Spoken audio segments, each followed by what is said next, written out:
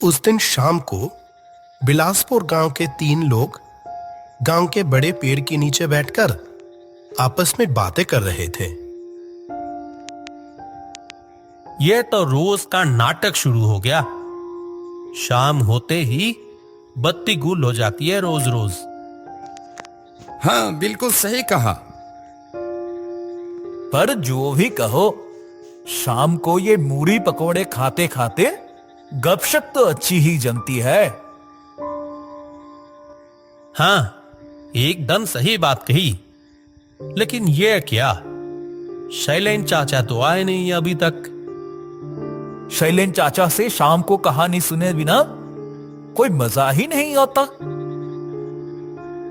अरे क्या बोल रहा है? वो कोई कहानी नहीं, सब सच्ची घटनाएं हैं। अरे छोड़ो यार, मुझे तो नहीं लगता वो कोई सच्ची घटनाएं हैं। क्यों, पिछली बार की बात याद नहीं? वो जो शैलेन चाचा बता रहे थे, किसी डूमगर राम की जगह पर एक कुएं में एक पिशाच रहता था। वो भी गला हो सकता है कहीं?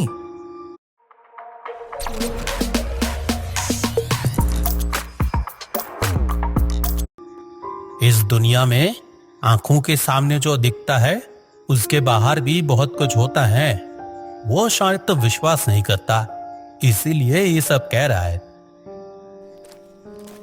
तीनों ऐसे बातें कर रहे थे, तब एक बुजुर्ग आदमी वहां आ पहुंचता है। क्या हाल है? कैसे हो सब? आज फिर शाम होते ही बत्ती गुल हो गई। अरे वो देखो, शैलेन चाचा आ गए। और इस लोड शेयरिंग के क्या बात करें। चलो छोड़ो, बैठिए बैठिए। आपकी ही बातें कर रहे थे हम तो सोच रहे थे आज शायद आप नहीं आओगे। आप नहीं आते तो हमारी गपशप जमते नहीं है।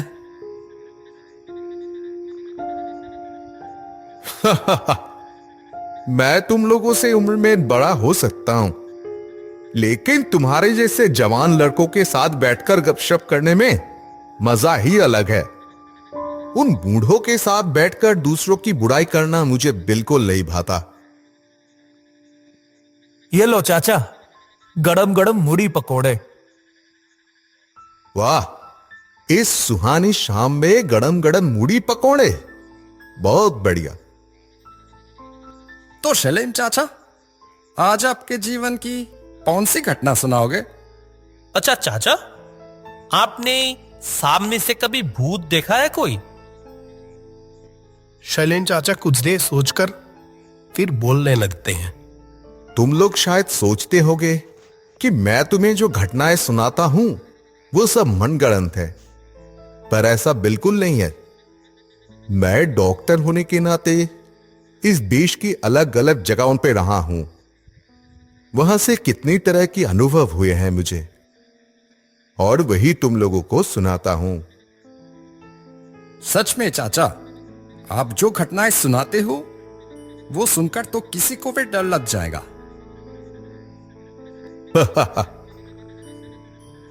शैलेन चाचा, आज ना अपनी आंखों से देखा कोई भूत का किस्सा सुना। चलो, आज एक कुछ अलग तरह की घटना सुनाऊंगा। उम्मीद है यह घटना डर के साथ साथ तुम्हारे दिलों को भी छू जाएगी। तब मेरी उम्र बहुत कम थी। डॉक्टर के रूप में अभी अभी नौकरी शुरू ही की थी। तब मेरी डॉक्टर के रूप में पोस्टिंग हुई थी दुर्लभपुर नाम के एक गांव में। वो गांव शहर से बहुत दूर था। वहां तब तक बिजली भी सही से नहीं पहुंची थी। मुझे वो जगह बहुत पसंद आ गई। वहां के लोग भी मुझे कुछ ही दिनों में अपना बना लिया था। उस दिन गांव के 2 लोग मुझसे मिलने आए थे। हमारा ये गांव आपको कैसा लग रहा है डॉक्टर साहब? बहुत अच्छा है ये जगह, बहुत शांत और सुंदर है तुम्हारा ये गांव। तो डॉक्टर साहब, आपको यहां रहने में कोई परेशानी तो नहीं हो रही?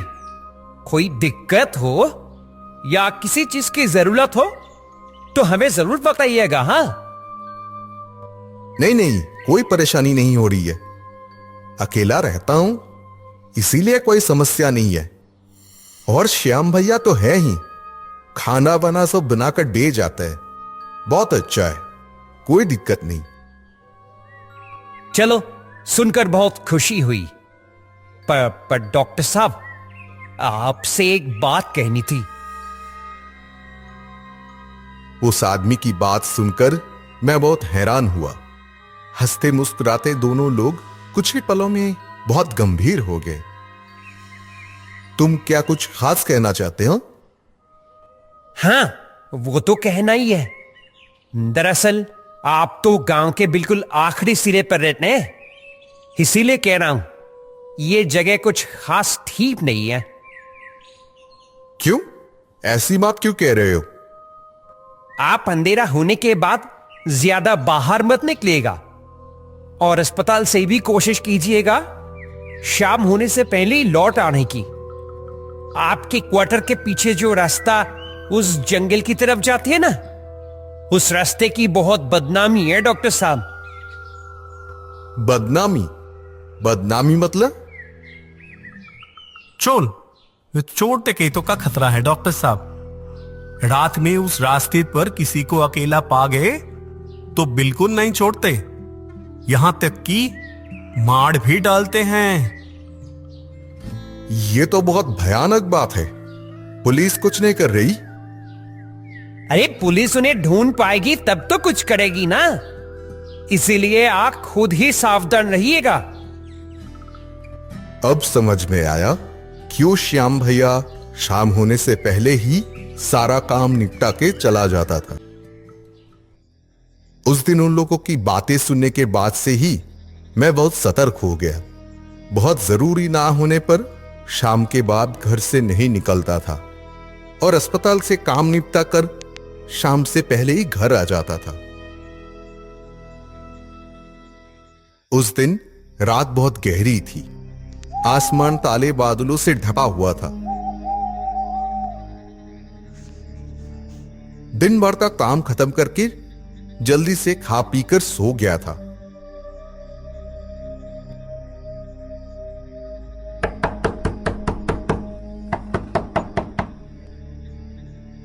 अचानक एक आवाज से मेरी गहरी नींद खुल गई।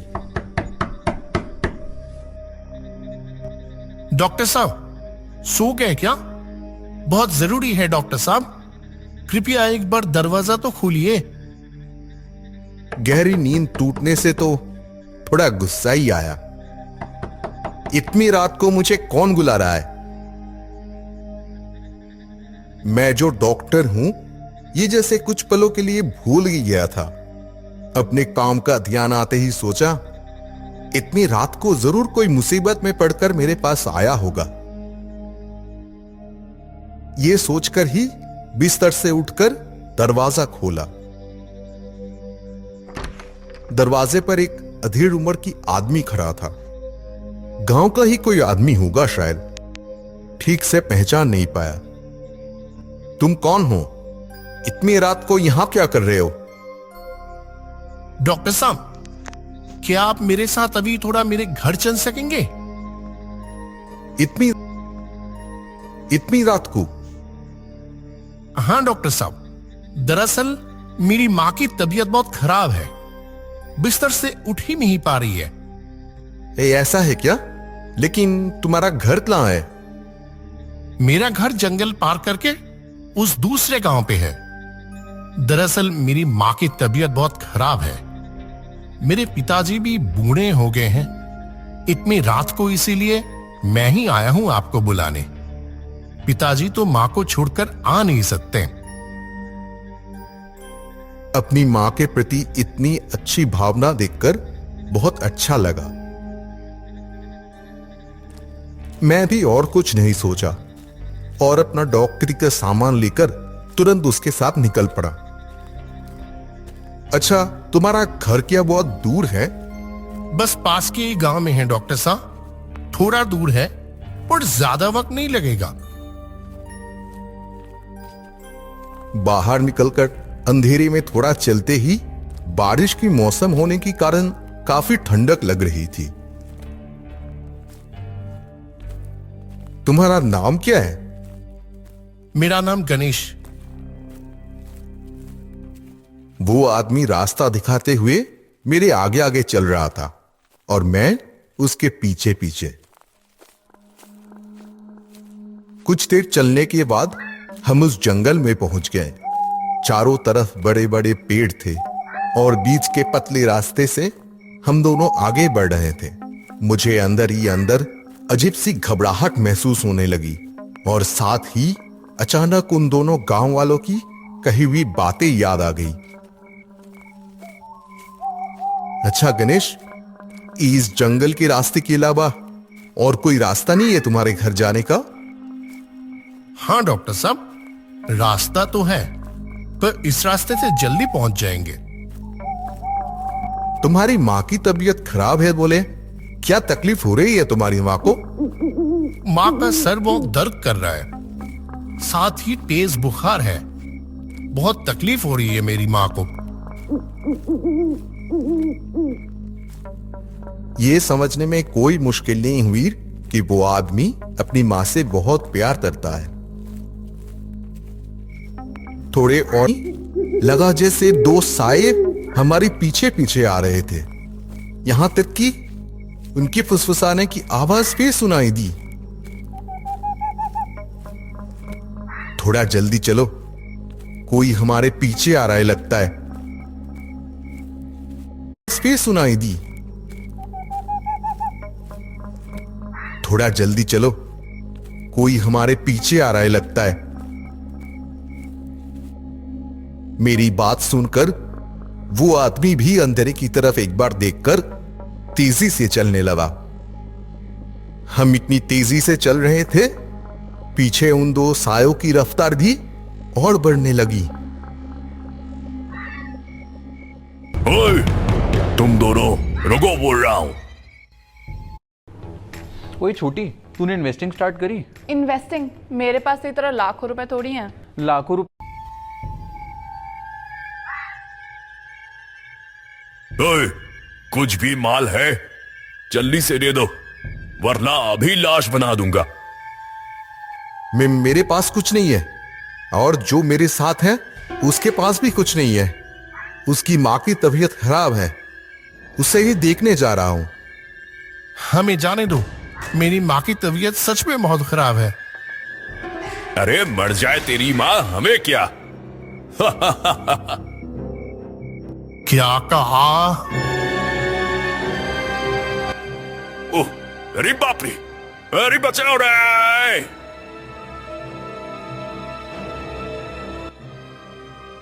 अरे ये क्या हुआ?